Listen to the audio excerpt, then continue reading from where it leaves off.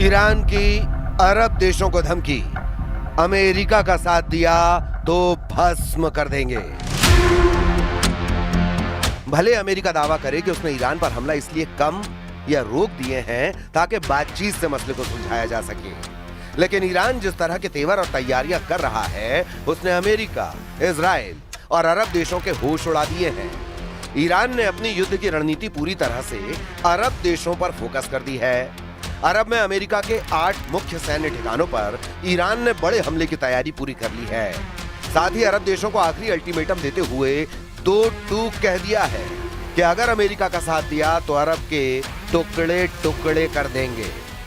इधर दूसरी तरफ कुछ खबरों में दावा किया गया है कि ईरान परमाणु बम बनाने के करीब है। इस खबर के सामने आने के बाद से सबसे ज्यादा टेंशन में अमेरिका, इजराइल और सऊदी अरब आ चुके हैं। इन हालात को देखते हुए वॉर एक्सपर्ट्स का साफ कहना है कि आने वाले दिनों में ईरान युद्ध बेहद खूनी और विनाशक साबित होगा। हम शुरुआत करते हैं ईरान की उस धमकी से जिसने पूरे अरब वर्ल्ड को दहशत में डाल दिया है। ईरान का आखिरी अल्टीमेटम, अरब में तेहरान का आपातकाल। पश्चिम एशिया यानी मिडिल ईस्ट एक ऐसी भयावह आग की चपेट में है जिसकी लपटें अब सिर्फ तेहरान या तेल अवीव तक सीमित नहीं है। ईरान ने एक ऐसी धमकी दे दी है जिसने खाड़ी देशों की रातों की नींद हराम कर दी है। तेहरान का संदेश साफ और बेहद तीखा है कि अगर ईरान पर हमला हुआ, अगर उसके तेल और परमाणु ठिकानों को निशाना बनाया गया तो पूरा अरब आग में भस्म कर देंगे। गल्फ कंट्रीज यानी सऊदी अरब, संयुक्त अरब अमीरात यानी यूएई, कतर और कुवैत, इन सभी देशों के ऊर्जा केंद्रों पर ईरान की मिसाइलों की सीधी नोक है। दुनिया के सबसे बड़े तेल और गैस ढांचों को तबाह करने की चेतावनी दी जा चुकी है। ईरान के विदेश मंत्री अब्बास अरागची ने ओमान, कतर, सऊदी अरब और तुर्की के जरिए अरब देशों को सीधे संदेश भेजा है कि यदि अमेरिका ने ईरान पर नया सैन्य हमला किया तो तेहरान पूरे अरब क्षेत्र की तेल रिफाइनरियां, पावर ग्रिड और वाटर इंफ्रास्ट्रक्चर को निशाना बनाएगा। ये केवल एक खोखली धमकी नहीं है, बल्कि दुनिया की 20% ऊर्जा आपूर्ति की रीढ़ पर लटका हुआ वो चाकू है जो कटते ही वैश्विक अर्थव्यवस्था को पटरी से उतार सकता है। हालिया रिपोर्ट के अनुसार ईरान ने ओमान और दूसरे मध्यस्थों के जरिए गल्फ देशों को सीधा और सख्त चेतावनी वाला लेटर भेजा है। इस चेतावनी का लब्बुलुआब यह है कि अगर गल्फ देशों ने अपने एयर स्पेस या अपनी जमीन का इस्तेमाल अमेरिका या इजराइल को ईरान पर हमला करने के लिए करने दिया तो तेहरान उन्हें अमेरिका का सहयोगी मानकर उनकी रिफाइनरी, गैस पाइपलाइनों और पोर्ट्स को फूंक देगा। यही वजह है कि रियाद से लेकर अबू धाबी तक भारी खलबली है। खाड़ी देश इस युद्ध में न्यूट्रल रहने का दबाव बना रहे हैं और वॉशिंगटन पर लगातार ये जोर दे रहे हैं कि वो तेहरान के खिलाफ ऐसा कोई कदम ना उठाए जिससे पूरा मिडिल ईस्ट बारूद के ढेर में तब्दील हो जाए. ولی خب ادامه پیدا کرد. رهبر جدید عزیز ما دوباره انتخاب شد. امکان ارتباط با ایشون الان خیلی سخته، ولی به هر حال بودنش نقطه قوت بسیار بالایی است برای ما که بتونیم روند رو ادامه بدیم. ट्रंप का बहुत बड़ा दावा, हमारे पास हथियारों का नया जखीरा. By Saudi Arabia, by UAE, and by Qatar, and by Iran. We were all set to go just about at this time right now, and it would have been a massive attack. We were all set to go, but when the allies ask to call it off, you got to sort of say, well, let's see. And the reason they asked is I think there's a deal. There's a deal on Hormuz, and then there will be a deal on the nuclear, or you might call it the denuclearization of Iran. I call it the denuclearization of Iran. Iran के परमाणु ठिकानों पर अगर America और Israel की सीधी पहुंच हो जाती है तो ये वाकई में अमेरिका और इजराइल की ईरान पर सीधी जीत साबित करने का बेहतरीन मौका हो सकता है.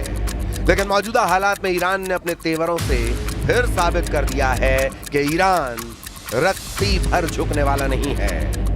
जरा खबर को समझ लीजिए.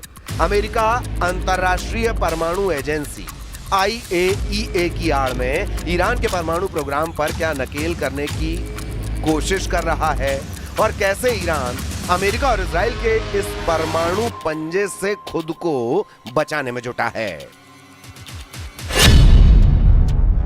नहीं दिखाएंगे ईरानी परमाणु, ट्रंप के परमाणु पंजे पर प्रहार। ईरान ने IAEA को परमाणु ठिकानों तक पहुंच देने से साफ इनकार कर दिया है। ईरानी संसद के स्पीकर मोहम्मद बाकर कालिबाफ ने एक ऐसा बयान दिया है जिसे सुनकर अंतर्राष्ट्रीय परमाणु एजेंसी IAEA, राष्ट्रपति ट्रंप और प्रधानमंत्री नेतन्याहू के होश उड़ गए हैं। मोहम्मद बाकर कालिबाफ ने दो टूक कहा कि ईरानी कानून इस बात की अनुमति नहीं देता है कि IAEA ईरान के 3 परमाणु ठिकानों का दौरा करे। ईरान के इस्फहान, फोर्दो और नतांज परमाणु ठिकाने ईरान के परमाणु कार्यक्रम के मजबूत स्तंभ माने जाते हैं। तीनों तकनीकी रूप से एक दूसरे से जुड़े हुए हैं। इनके बिना ईरान का परमाणु ढांचा अधूरा है। अमेरिका और इजराइल चाहते हैं कि IAEA के जरिए ईरान के इस्फहान, फोर्दो और नतांज का पूरा कच्चा चिट्ठा सामने आ जाए। IAEA चाहता है कि वो ईरान के तीनों परमाणु साइट्स इस्फहान, फोर्दो और नतांज का बारीकी से निरीक्षण करे और पता लगाए कि आखिर ईरान का 440 किलो 60% संवर्धित यूरेनियम कहां छिपा है। अब आप ये भी जान लीजिए कि ईरान के तीनों परमाणु अड्डे इतने ज्यादा अमेरिका, इजराइल और IAEA की आंखों की किरकिरी क्यों बने हुए हैं। इस्फहान न्यूक्लियर फैसिलिटी, यहां मुख्य रूप से यूरेनियम कन्वर्जन फैसिलिटी यानी UCF काम करती है। देश की खदानों से जो कच्चा यूरेनियम लाया जाता है, जिसे येलो केक कहते हैं, उसे यहां रासायनिक प्रक्रिया के जरिए यूरेनियम हेक्साफ्लोराइड गैस यानी UF6 में बदला जाता है। इसी गैस को बाद में संवर्धन के लिए दूसरे संयंत्रों में भेजा जाता है। यहां संवर्धित यूरेनियम से परमाणु रिएक्टरों के लिए फ्यूल रॉड्स, ईंधन की छड़ें तैयार करने का काम भी होता है। इस्फहान के आसपास ईरान का एक बहुत बड़ा सैन्य बेस और एयर डिफेंस सिस्टम तैनात है, क्योंकि इस इलाके पर हमला पूरे परमाणु कार्यक्रम की रीढ़ तोड़ने जैसा माना जाता है।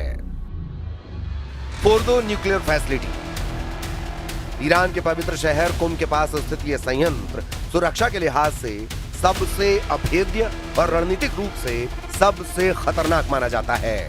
फोर्दो को एक विशाल पहाड़ी के अंदर लगभग 250 से 300 फीट की गहराई में कंक्रीट की मोटी परतों के नीचे बनाया गया है।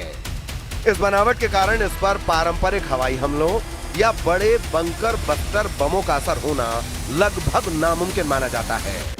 यहां आधुनिक और एडवांस सेंट्रीफ्यूज जैसे IR6 के जरिए यूरेनियम को सीधे 60% या उससे अधिक शुद्धता तक समृद्ध किया जाता है, जो मेडिकल रिसर्च के नाम पर सैन्य स्तर के बेहद करीब है। नतांज न्यूक्लियर फैसिलिटी, यह ईरान का सबसे बड़ा केंद्रीय और मुख्य यूरेनियम संवर्धन संयंत्र है, जो इस्फहान प्रांत के अंतर्गत ही नतांज शहर के पास मौजूद है।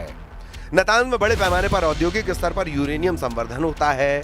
यहाँ जमीन के ऊपर और जमीन के नीचे विशाल हॉल्स बने हैं, जहां हजारों की संख्या में सेंट्रीफ्यूज 24 घंटे घूमकर गैस को समृद्ध करते हैं। अपनी विशाल क्षमता के कारण यह संयंत्र हमेशा इजराइल और अमेरिका के निशाने पर रहा है। इसीलिए ईरान ने दो टूक कहा है कि हाल में हमले का शिकार हुए अपने परमाणु ठिकानों का निरीक्षण करने के लिए अंतर्राष्ट्रीय परमाणु ऊर्जा एजेंसी के निरीक्षकों को अनुमति नहीं देगा। ईरानी संसद के अध्यक्ष मोहम्मद बाघिर कालिबाफ ने कहा कि इन ठिकानों तक IAEA की पहुंच की खबरें पूरी तरह गलत हैं और देश का कानून इसकी इजाजत नहीं देता।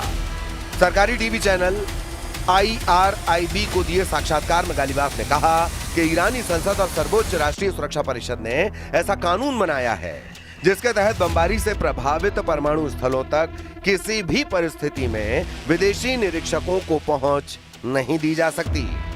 उन्होंने कहा कि निरीक्षकों को वहीं पहुंच मिलेगी जिसकी अनुमति सर्वोच्च राष्ट्रीय सुरक्षा परिषद देगी। ईरानी संसद के अध्यक्ष मोहम्मद बाकिर कालिबाफ ने दो टूक कहा कि फिलहाल IAEA को केवल 2 परमाणु प्रतिष्ठानों बुशहर परमाणु ऊर्जा संयंत्र और तेहरान अनुसंधान रिएक्टर तक ही सीमित पहुंच दी गई है और ईरान इसी व्यवस्था का पालन करेगा।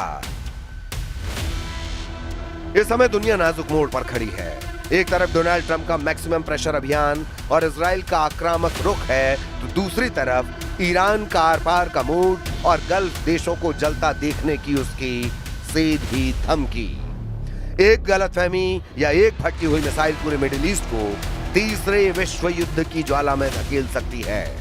अगर गल्फ जलता है तो उसकी लपटों से पूरी दुनिया का झुलसना तय है। अब देखना यह होगा कि वॉशिंगटन और तेहरान कूटनीति का रास्ता चुनते हैं या मिडिल ईस्ट की इस बारूद की सुरंग में माचिस की तीली लगा दी जाती है।